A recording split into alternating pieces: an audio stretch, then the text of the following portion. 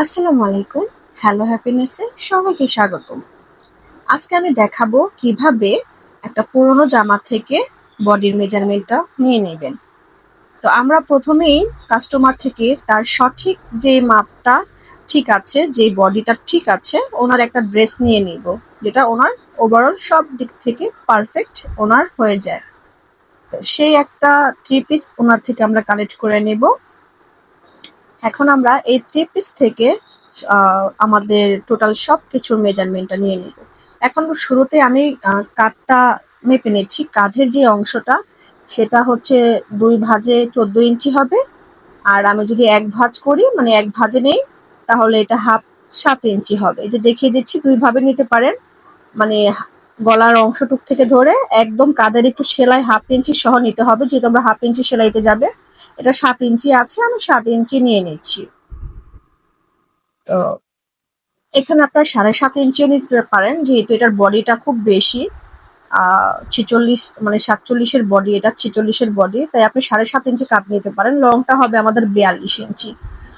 তো যে যেমন আর কি লং করে, আমরা সেরকমই লংটা নিয়ে নিব। এখন বডির মাপটা বগল তলা থেকে এ পাশ থেকে ও পাশ টেনে ধরে, একটু টেনে ধরে নিতে হবে। এটা হচ্ছে আমাদের 23 ইঞ্চি, মানে ডাবল ভাঁজে 46 ইঞ্চি। যেহেতু আমরা বডির এক পাশ থেকে মাপ নিচ্ছি, আমাদের অপর পাশের যে বডি ডাবল ইঞ্চি হবে। যে ডাবল টেপ ফিতা দিয়ে যে দেখিয়ে দিচ্ছি, 23-এর ডাবল হচ্ছে 46। তো আমাদের বডিটা হচ্ছে 46। আর এখন হচ্ছে আমরা পেটের যে অংশটা সেটা মাপ নিয়ে নিব। সেম ভাবে দুইটা দিক থেকে টেনে ধরবো, যাতে কোনো কাপড় গুছিয়ে না থাকে। টেনে ধরে আমরা মাপটা নিয়ে নিব। তো এখানে আমার মেজারমেন্ট আছে হচ্ছে 21.5 ইঞ্চি। তো 21.5 ইঞ্চি, তো 21.5 ইঞ্চি হচ্ছে আমাদের 43 ইঞ্চি। দুই পাশ থেকে 2 ভাঁজে হবে 43 ইঞ্চি। তো এখান থেকে ফাড়ার যে অংশটা শেষ সীমানা, সেখান থেকে আমরা ফাড়া হিপের যে মাপটা সেটা নিয়ে নিব। টেনে ধরে ফিতাটা মাপ দিয়ে দেখছি, যেটা 23.5 ইঞ্চি। 23.5 ইঞ্চি মানে হচ্ছে 47 ইঞ্চি। 2 ভাঁজে হবে 47 ইঞ্চি হচ্ছে আমাদের হিপের মাপ। তো আমাদের নিচের যে ঘেরটা হবে, নিচের যে ঘেরের সেটা হচ্ছে 28 ইঞ্চি। এগুলো হচ্ছে টোটালি যে যেরকম পড়ে আমরা সেরকমই এই মাপটা নিয়ে নিব। তো উনি 28 ইঞ্চি পরে, আমি 28 ইঞ্চি মাপ নিয়ে নিচ্ছি। এটা হচ্ছে আমাদের একর মাপ। যখন আমরা সেলাই করব, আমরা 1 ইঞ্চি 1.5 ইঞ্চি করে যেখানে যতটুকু দেওয়ার আমরা বাড়িয়ে নিব। আমাদের একর যে মাপটা সেটাই কিন্তু আমরা নিয়ে নিচ্ছি। সেলাইয়ের জন্য ভাগ আমরা এক্সট্রা 1 বা 1.5 ইঞ্চি মার্জিনের সময় এক্সট্রা নিয়ে নিব। তো এখানে হচ্ছে আমার যে ফাড়ার অংশটা সেটা হচ্ছে 20। ফাড়ার অংশটা আমি 20 লিখে নিচ্ছি।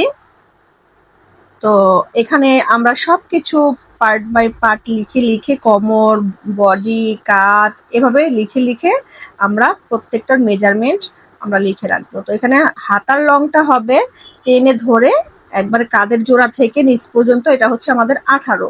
তো আমরা 18 লিখে নিচ্ছি। এটা হচ্ছে আমাদের হাতার লেন্থটা। তো এখন আমরা নিচের যে মুহুরির অংশটা, সেই মুহুরিটা নিয়ে নিব। এই মুহুরির অংশটা হচ্ছে আমাদের 6 ইঞ্চি। তো এই যে এখানে আমরা 6 ইঞ্চি পেলাম, 6 ইঞ্চিটা লিখে নিব।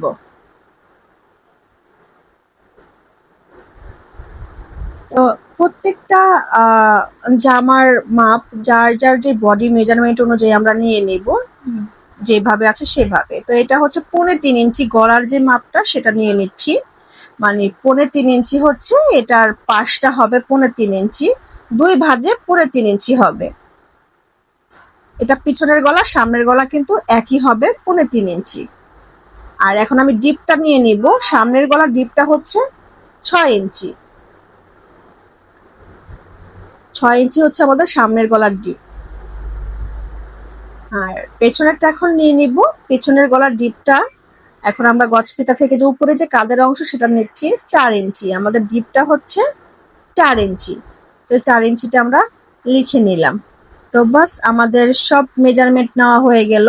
এইভাবে যদি আপনারা বডি মেজারমেন্টটা নেন, তাহলে আশা করি কোনো সমস্যা হবে না। একদম একরভাবে আপনাদের মাপ সঠিক হয়ে একটা ড্রেস তৈরি হবে। তো এই যে টোটালি আমার পুরো মাপটা আমি দেখিয়ে দিলাম। এই যে আমি মাপটা নিয়েছি।